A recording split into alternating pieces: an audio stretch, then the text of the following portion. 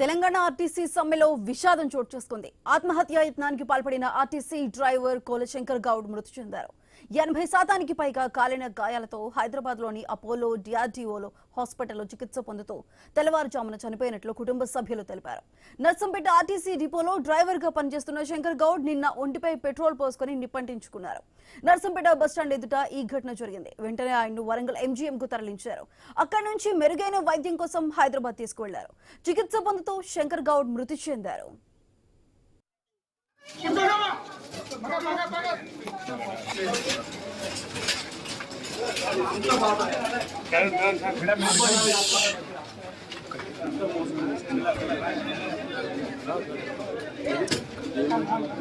ना cylinder remove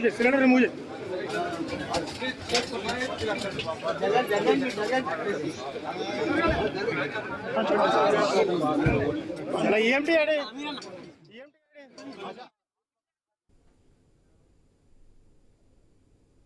Telangana RTC సమ్మెలో విషాదం చోటు చేసుకుంది. ఆత్మహత్య యత్నానికి పాల్పడిన ఆర్టీసీ డ్రైవర్ కోలశంకర్ గౌడ్ మృతి చెందారు. 80% పైగా కాలిన గాయాలతో హైదరాబాద్ లోని అపోలో డిఆర్డీఓ హాస్పిటల్ చికిత్స పొందుతూ తెల్లవారుజామున ఆయన చనిపోయినట్లు కన్ఫర్మ్ చేశారు. అయితే దీనికి సంబంధించి మరింత సమాచారాన్ని మా ప్రతినిధి ప్రశాంత్ అందిస్తారు లైవ్ లో. ప్రశాంత్, చెప్పండి, ఒక ఆర్టీసీ కార్మికుడు నిన్న సమ్మెలో నిప్పంటించుకుని ఈ రోజు తెల్లవారుజామున చికిత్స పొందుతూ మరణించారు. మరి దీనికి సంబంధించి ఏ విధంగా చూస్తున్నారు? దీనికి సంబంధించి డీటెయిల్స్ ఏంటి? నిన్న ఈ రోజు మూడో రోజుకు ఆర్టీసీ కార్మికుల సమ్మె కొనసాగుతుంది. రాష్ట్ర ప్రభుత్వం దిగివచ్చే వరకు మేము విశ్రమించేది లేదంటూ కూడా కార్మికులు అయితే పెద్ద ఎత్తున ఉద్యమం చేస్తున్నారు. ఏదైతే నిన్న నర్సంపేటలో డ్రైవర్ శంకర్ గౌడ్ నిప్పంటించుకొని ఆత్మహత్య చేస్తున్నాడు, నివాళులు అర్పిస్తూ కూడా పెద్ద ఎత్తున ఇక్కడ ఆందోళన చేస్తున్నారు. నిన్న ఏదైతే రాష్ట్ర ప్రభుత్వం కవ్వింపు చర్యలకు పాల్పడి ఇక్కడ ప్రైవేటు వ్యక్తులతోటి బస్సు నడపడాన్ని చూసి తట్టుకోలేకనే అతను నిప్పంటించుకుని ఆత్మహత్య చేసుకున్నట్లు ఇక్కడ కార్మిక సంఘాలు అయితే ఆందోళన చేస్తున్నాయి. ఇక్కడ మనతో పాటు కార్మిక సంఘ నేతలు కూడా ఉన్నారు. మాట్లాడి చెప్పండి, శంకర్ గౌడ్ గారి ఈ రోజు ఏమేమి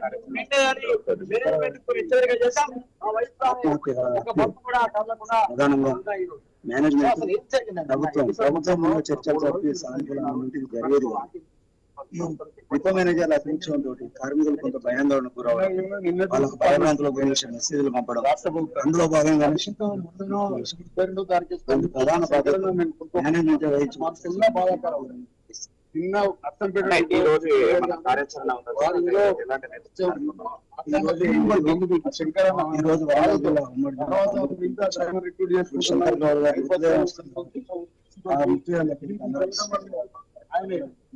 మనోవేదంతో ఆధారం రాష్ట్ర ప్రభుత్వం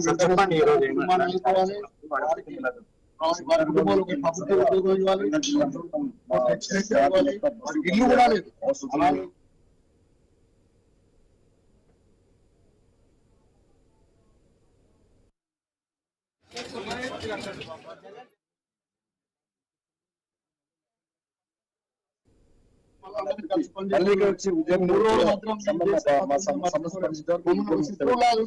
అదే మనం చూస్తున్నాము. మా యొక్క డిమాండ్ నెరవేర్చే వరకు కూడా మా సమ్మె కొనసాగుతుందంటున్నారు.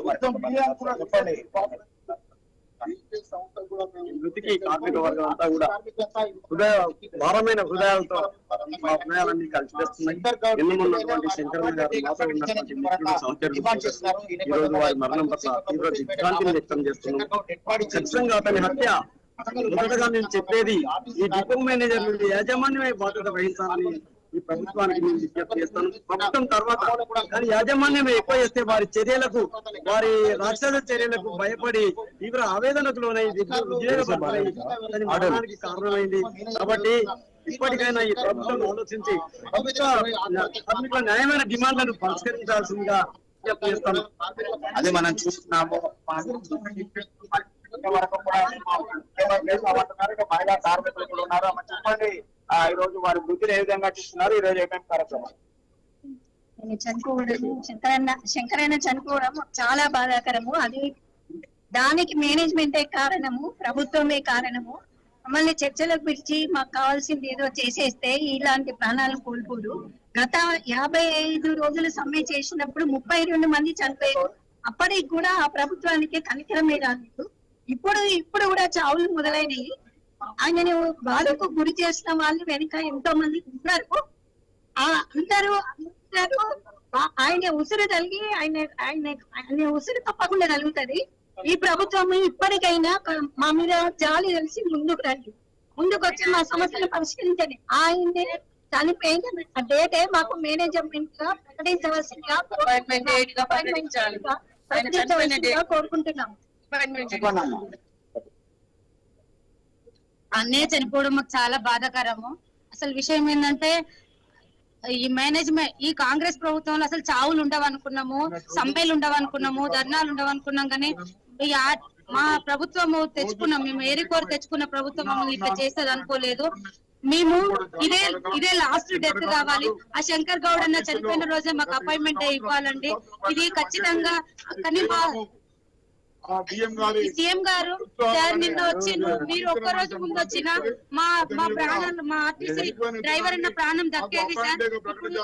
ఇప్పుడు సీఎం సార్ గారు చొరవ తీసుకున్నారు కనుక మాకు ఖచ్చితంగా అపాయింట్మెంట్ కల్పిస్తారు. మనకు మంచి రోజులు వస్తున్నాయి. మనము గమ్యానికి దగ్గరున్న అన్నయ్యలు మీరు కూడా అందరూ ధైర్యంగా ఉండి ఏ అపోహలకు భయపడకుండా, ఏ మెసేజ్ కి భయపడకుండా మీరు ధైర్యంగా ఉండండి. మీకు ఏమైనా ప్రాబ్లం ఉంటే పక్క వాళ్ళతో షేర్ చేసుకోండి. మీకు ఏదైనా సమస్య ఉంటే చెప్పండి. కానీ ఇలాంటి తొందరపాటు నిర్ణయాలు తీసుకోవద్దు. మనము గమ్యానికి చాలా దగ్గర ఉన్నాము. మనం ఖచ్చితంగా అపాయింట్మెంట్ ఇస్తారు మన సీఎం గారు. వాళ్ళు ఇచ్చిన మాట తప్పేవారు కాదు. అందుకనే మా మంత్రి పొన్నం సార్ వాళ్ళకు వేరే మెసేజ్ అంటే వాళ్ళకి మన సమస్యను డైరెక్ట్ గా సీఎం దగ్గరికి చేరనీయకుండా దాన్ని తప్పుతో పట్టించడం వల్ల సీఎం సార్ మనల్ని కొంచెం చూడలేదు. నిన్న క్యాబినెట్ మీటింగ్ లో ఫస్ట్ చర్చనే మా ఆర్టీసీ గురించి జరిగింది. ఇప్పుడు సీఎం సార్ చొరవ తీసుకున్నారు, ఇప్పుడు సీఎం సార్ చొరవ తీసుకున్నారు. ఖచ్చితంగా మనకు అపాయింట్మెంట్ వస్తుంది. మనము మంచి రోజులకు దగ్గర ఉన్నాము. మాకు ఖచ్చితంగా ప్రభుత్వం తొందరగా ఆ శంకర్ గౌడ్ అన్న చనిపోయిన రోజే మాకు అపాయింట్మెంట్ ఇప్పించగలరని మేము ప్రభుత్వానికి విన్నవించుకుంటున్నాం సార్. అపాయింట్మెంట్ ప్రకటించాలి. శంకర్ అన్న చనిపోయిన డేట్ ని అపాయింట్మెంట్ మాకు రావాల్సిన బకాయి ఇప్పించి మా యూనియన్ పునరుద్ధరించి మమ్మల్ని కాపాడతారని వేడుకుంటున్నాం. ఇలాంటి ఆత్మహత్యలు ఎందుకు చేసుకుంటున్నారంటే మాకు డిపోల దగ్గర కూడా కూర్చోడానికి ఇది లేకుండా మమ్మల్ని తరిమేయడం, మా ఆర్టీసీ మా కన్న తల్లి ఆర్టీసీ అని మేము భావించుకుంటే మమ్మల్ని మెడలు పెట్టి నెట్టేసినట్టుగా చేస్తున్నారు. అందుకే మనస్తాపం చెందుతున్నారు. దయచేసి మీరు ఇప్పటికైనా సీఎం గారు ఇప్పటికైనా మీరు చొరవ చూపించి మాకు అపాయింట్మెంట్ డేట్ ను శంకర్ అన్న చనిపోయిన డేట్ ని అపాయింట్మెంట్ డేట్ గా ప్రకటించండి. ఇప్పటికైనా మీరు మనల్ని గవర్నమెంట్ లో విలీనం చేసి మాకు యూనియన్లను ఇప్పించండి. మాకు ఎవరికి చెప్పుకోవాలని మాకు చిన్న స్థాయి నుంచి పై స్థాయి వరకు సమస్యలు వస్తూనే ఉన్నాయి. రోజుకు వింత ప్రశాంత్